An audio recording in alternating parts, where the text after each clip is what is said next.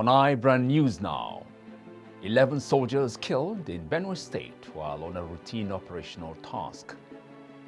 Prince Philip, the longest-serving consort to a British sovereign, dies at age 99.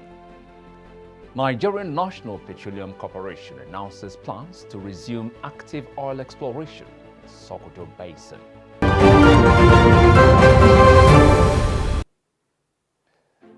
Hello there, and thanks very much for joining us. I'm Michael Nath. Nigerian Army said last night that 1 officer and 10 soldiers were killed in Benue State while on a routine operational task. There were also unconfirmed reports Tuesday that over 50 civilians and 200 houses were burnt following an invasion of Okoshisha, local government area of the state, by troops.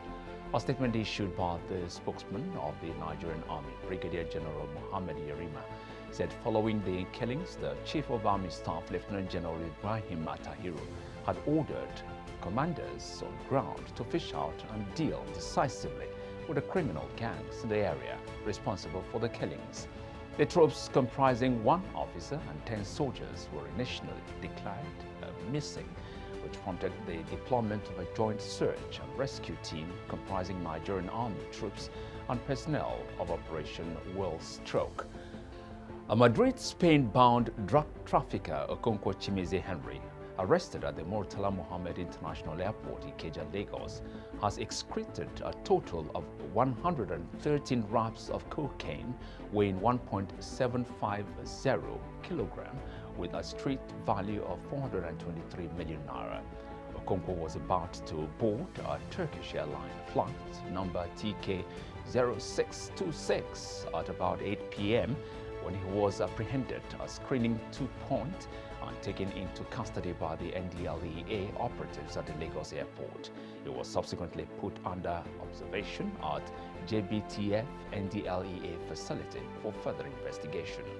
24 hours after putting him under discretion observation, the suspect, who has been living in Spain for 10 years, excreted 39 wraps of cocaine and subsequently passed out a total of 113 wraps in 5 excretions.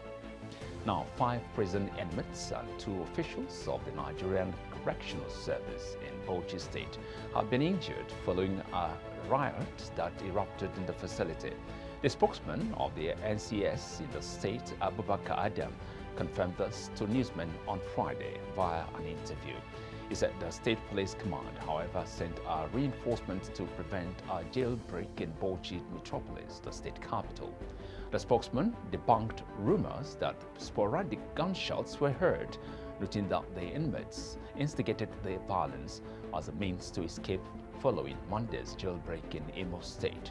The police command in Akwa Ibom State has arrested one David Obong, one of the inmates set free when suspected hoodlums attacked a correctional center in Owerri.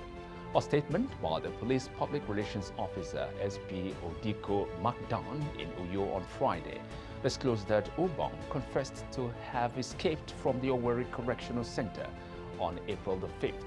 Makbon said that the suspect would be returned to Imo to continue his jail term. The Director General of the National Youth Service Corps, Brigadier General Ibrahim Shuaib, has disagreed with persons agitating for the breakup of Nigeria. Shuaib said those calling for the division of the country should rather live by the ideals of national integration and cohesion. Shuaib said this in Abuja during the meeting of NYSC top management with representatives of state governments and the Federal Capital Territory administration. While advising them to always remember that togetherness remains the best, he stressed that there is unity in NYSC orientation camps and oneness of Nigeria.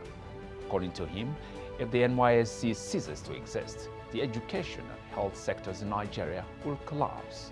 African news now. Spain's Prime Minister Pedro Sanchez wrapped up business in Angola on Thursday with the signing of agreements on fishing, agriculture, and industry as bilateral cooperations between the 2 countries intensify. It comes as Spain's economy has been battered by the coronavirus pandemic and seeks new partnerships in Africa. For its part, Angola is in turn seeking new markets to diversify its economy away from oil. Foreign news now. Prince Philip, the Greece-born royal who, as the husband of Queen Elizabeth II, was the longest-serving consort to a British sovereign, died Friday. He was aged 99. The royal family announced His Royal Highness passed away peacefully Wednesday morning at Windsor Castle. Further announcements will be made in due course. The royal family joined with people around the world in mourning his loss. Under a long-standing plan known as Operation Fortbridge, his death ushers in a period of national mourning. Up next is Sport with Jidechi. Welcome to the Sports Update. My name is Jidechi Chidi. Kaduna State has unveiled its plans to host the 2022 edition of the National Sports Festival. The state is bidding to host the festival for the third time after it first hosted the third edition in 1977 and had another successful hosting in 2009.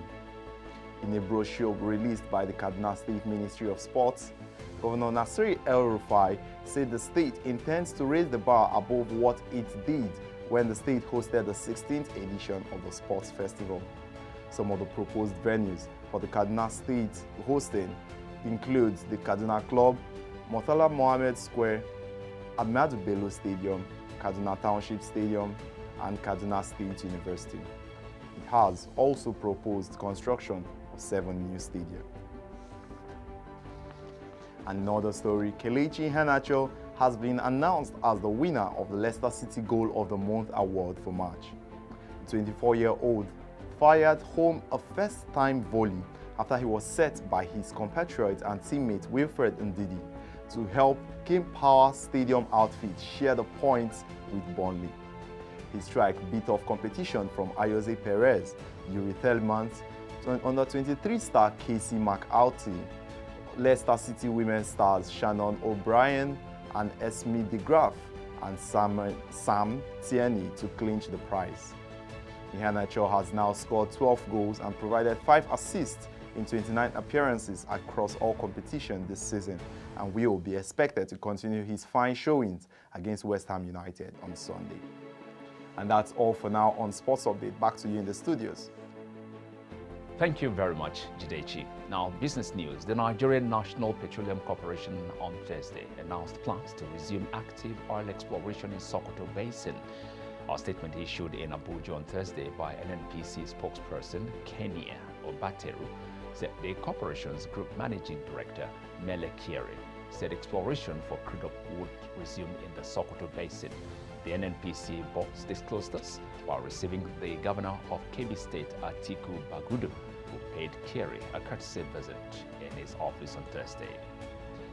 The Kwara State Governor, Abdul Rahman Abdul Razak, has said that his administration is partnering Lagos State to improve dairy and rice production to boost food production and improve the state's internally generated revenue.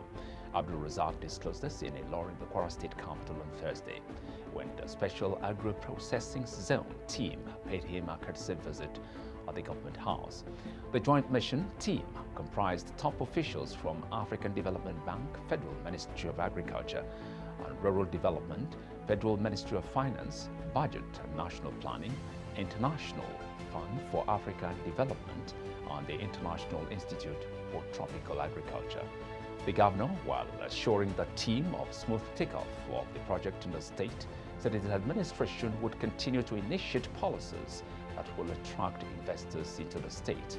Abdul Razak described Kwara as one of the safest states in the country with minimal records of insecurity. And that's news now on iBrandTV. Thanks very much for watching. I am Michael Now.